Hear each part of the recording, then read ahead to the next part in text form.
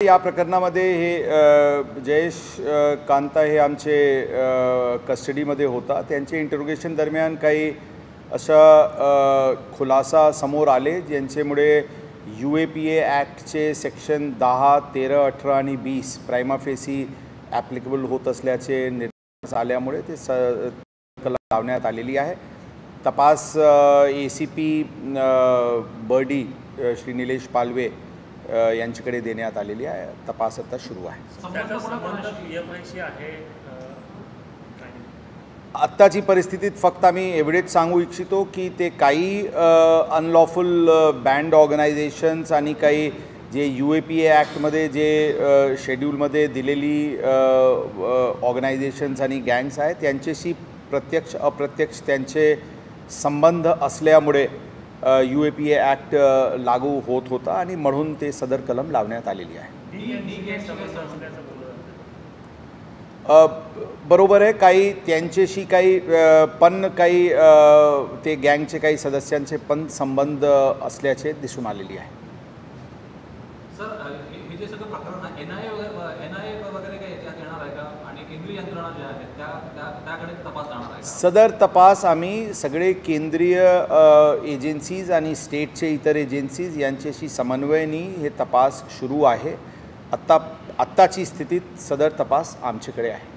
आरोपी कुठे आहे सध्या? तुमच्याकडे कस्टडी होती, नंतर काही माहिती मिळू शकते? बरोबर आहे, त्यांची कस्टडी आता 14 तारीखपर्यंत आमचे पोलीस कस्टडीमध्ये आहे। नंतरची हे त्याबद्दल निर्णय घेण्यात येईल। अजून काही माहिती तपासात पुढे आली? आणखी किती लोकांना फोन केले? तपास सध्या अत्यंत प्राथमिक स्टेजवर आहे। याचे व्यतिरिक्त सध्याची स्थितीत खुलासा करणे शक्य नाही आहे। सर, ज्या पद्धतीनं त्यांचा PFIचे संबंध आहे, गँगचे संबंध असल्याचं बोललं जात आहे, यावरून हे प्रकरण जे आहे हे आंतरराष्ट्रीय स्तरावर जाईल असं दिसतं आहे का? तुम्हाला वाटतं की संबंध संघटनेसुद्धा ती आंतरराष्ट्रीय स्तराची काही प्रश्न नाही आहे, परंतु जे गोष्टी समोर तपासामध्ये आलेली आहे त्या अनुषंगाने आवश्यक तो कलमची वाढ करण्यात आलेली आहे आणि नक्कीच काही सेन्सिटिव्ह आणि सेन्सेशनल डिस्क्लोजर्स हे इंटरोगेशनमध्ये समोर आलेली आहे। ही खरी गोष्टी आहे। आता तपास सुरू आहे। सर, कर्नाटक पोलिसांच्या या संदर्भात तुम्हाला मदत मिळते का? कारण हे सगळे संबंध त्यांनी आतापर्यंत ओपन केले नव्हते। जसं मी सांगितले, आमचे सेंट्रल एजन्सीज आणि स्टेटचे इतर एजन्सी सगळे मिळून ही तपास समन्वयाने सुरू आहे। जे गोष्टी समोर येईल त्या अनुषंगाने कारवाई होईल। सर, त्यांनी पहिली जी धमकी दिली होती त्याच्यात त्यांनी म्हटलं होतं की मी D गँगशी संबंधित आहे, 100 कोटीची खंडणी मागितली होती, त्यात सत्यता आहे असं वाटतंय का? आता मी जसं सांगितले, तपास आता सध्या सुरू आहे। जे मी सांगितले त्याचेपेक्षा जास्ती सध्याची परिस्थितीत सांगणे शक्य होणार नाही।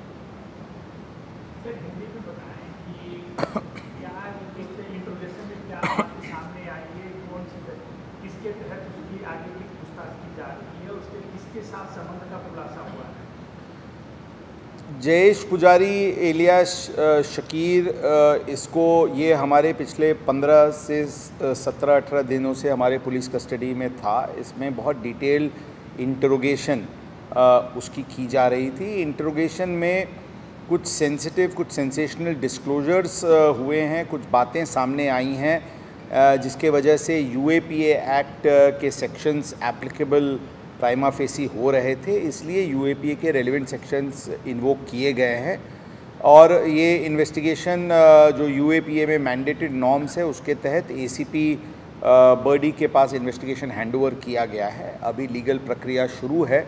इसमें और इन्वेस्टिगेशन जो भी है वो हम सेंट्रल एजेंसीज़ और स्टेट एजेंसीज़ के साथ मिलके इन्वेस्टिगेशन कर रहे हैं। इसके बारे में फ़िलहाल इससे ज़्यादा खुलासा करना शक्य नहीं है।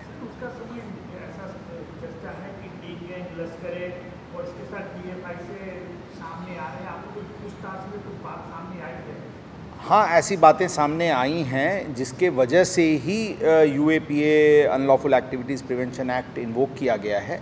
अब इसकी इन्वेस्टिगेशन की जा रही है। जैसा मैंने पहले बताया था, एक special team DCP zone 2 Rahul Madne साहब और PI धंतोली श्रीमती प्रभावती एकूर के ये लोग टीम के द्वारा ये इन्वेस्टिगेशन की जा रही है। इसमें आगे जो भी और कोई खुलासा होगा उसको आपको बताया जाएगा। सर, एक अहम सवाल है कि जेल में आने के बाद इस गैंग के लिए काम करना शुरू किया था कि उससे पहले से वो उनसे संलिग्न था?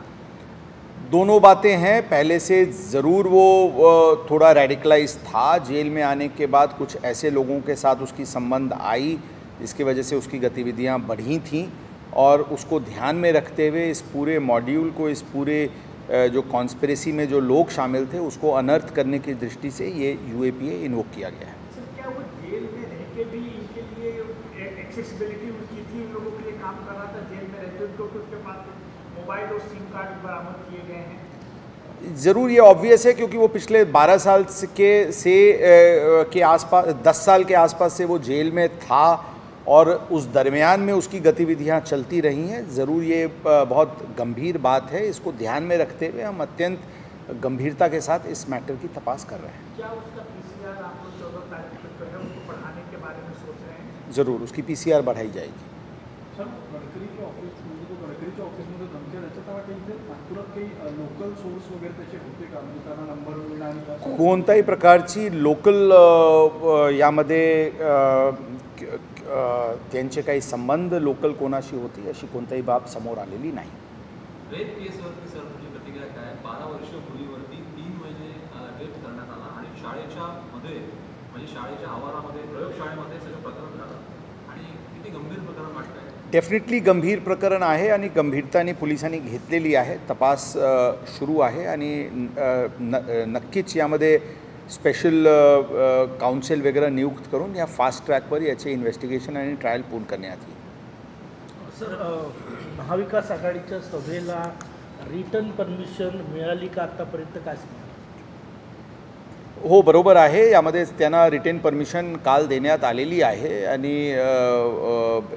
त्यांना NIT कडून NOC मिळाली होती। त्या आधारावर पोलिसांनी जे काही कंडिशन्स गरजेचे होता ते कंडिशन्स टाकून त्यांना परवानगी देण्यात आलेली आहे।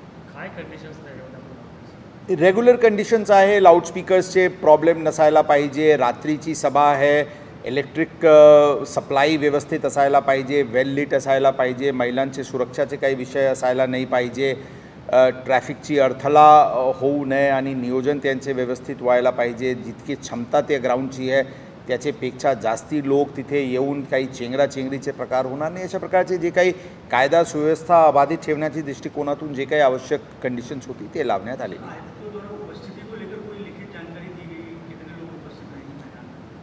जी, जो परमिशन की एप्लीकेशन उनके पास आई है उसमें 10,000 लोगों की उन्होंने की जमाव होगी, इस प्रकार का उन्होंने हमको इन्फॉर्म किया था। क्या सर, इसको हिंदी में आगे कंटिन्यू कर लीजिए कि किस प्रकार की आप लोगों ने उनको परमिशन दी है, क्या क्या कंडीशंस लगाए? हमने उनको परमिशन दी है NIT की, जिसकी ये ग्राउंड थी, उन्होंने NOC दिया था, उसके आधार पे लॉ एंड ऑर्डर की सिचुएशन परिणाम नहीं हो इसको ध्यान में रखते हुए जो भी रेगुलर कंडीशंस लगाए जाते हैं इस प्रकार के सभा के लिए, उस प्रकार की कंडीशंस लगाई गई है और मुझे विश्वास है कि किसी प्रकार की अड़चन नहीं आएगी। सर, जो लिखित में दिया गया कितने लोग आएंगे, क्या उसमें जिक्र किया गया है कि 5 से 6 हज़ार विदर्भ से आएंगे और 4,000 या 5,000 लोग नागपुर के रहेंगे? उन्होंने टोटल 10,000 के लोगों की उपस्थिति के लिए सभा की परमिशन मांगी थी, उस प्रकार से उनको वो परमिशन दी गई है।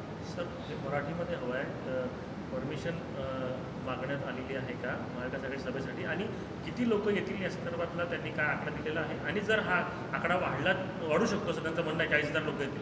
त्यामध्ये त्यांनी 10,000 लोक या सदर सभेसाठी येतील अशा प्रकारचे लेखी अर्ज केले होते। जे कायदा सुव्यवस्था अबाधित ठेवण्याची दृष्टिकोनातून जे कंडिशन्स आवश्यक होते ते कंडिशन्सवर त्यांना परवानगी देण्यात आलेली आहे। ते क्षमताबद्दल त्यांना स्पष्ट नमूद करण्यात आलेली आहे की जरी 10,000चे मागितले असतील परंतु ग्राउंडमध्ये चेअर्सची व्यवस्था झाल्यानंतर त्या क्षमतेपेक्षा जास्ती लोक तिथे येणार नाही याची काळजी त्यांना घ्यावा लागेल, जेणेकरून कोणताही आपत्तिजनक घटना तिथे घडू नये म्हणून ती सूचना त्यांना देण्यात आली।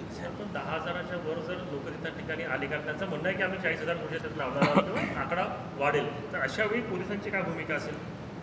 पोलिसांची भूमिका स्पष्ट आहे की तिथे जितके लोकचे क्षमता आहे, जरी 10,000 मागितले असतील आणि प्रत्येक तिथे खुर्ची जास्ती बसू शकतील आणि लोक येतील तर त्यामध्ये आमची काही विशेष हरकत नाही आहे, परंतु जरी फॉर एक्झाम्पल अगर जर 6,000 लोकांचे नंतर स्टेज बनल्यानंतर सगळे 6,000चे क्षमता राहतील तर ती 6,000 लोक येतील. त्याच्यापेक्षा जास्ती लोक येऊ लागले तर त्यांना पेरिफरल एरियाजमध्ये थांबवण्यात येईल. कोणताही परिस्थितीत त्या एरियात चेंगराचेंगरी सारखी स्थिती निर्माण होऊ नये म्हणून आयोजकांवर जबाबदारी टाकण्यात आलेली आहे आणि पोलीस त्या गोष्टीवर बारकाईने लक्ष ठेवून आहोत. सर, तिथे स्थानिकांचा विरोध आहे आणि इतके लोक येतील तर पोलीस बंदोबस्त काही वेगळ्या पद्धतीने पोलीस बंदोबस्त जे आवश्यक आहे ते लावण्यात येत आहे. स्थानिक नागरिक काही लोकांचे जे विरोध आहे त्यांच्याशी पण चर्चा पोलिसांकडून पोलीस करत आहे. मला विश्वास आहे की कोणताही आपत्तीजनक घटना तिथे घडणार नाही. स्ट्रेट ड्रॉपवरती सर ज्या पद्धतीनं हायकोर्टानं म्हटलं होतं एका कुठे हल्ला झाला आहे एका सर, नेत्यांना धमकीचे फोन येत आहेत. दुसरीकडे तुमचे जे पोलीस नियंत्रण कक्ष आहे तिथे गेल्या वेळी बॉम्ब ठेवल्याची अफवा होती. आत्ता परत एका युवतीचा खून करतो असा एक फोन आला होता. डोकेदुखी वाढते असं अशा पद्धतीच्या फोनमुळे? नाही, काही अशा प्रश्न नाही आहे. डायल 112 एक अत्यंत comprehensive 1 point contact call centre Maharashtra police दलात सुरू झालेली आहे आणि त्याचे उपयोग की लोक एका ठिकाणी फोन करून त्यांचे ग्रीवांस सांगू शकतात. त्यामध्ये 99.99% फोन आवश्यक आणि गरजेचेच असते. काही 1-2.1% काही अशा प्रकारचे फेक कॉल्स येत असतील त्याबद्दल काही जास्ती काळजी घेण्याची गरज मला वाटत नाही.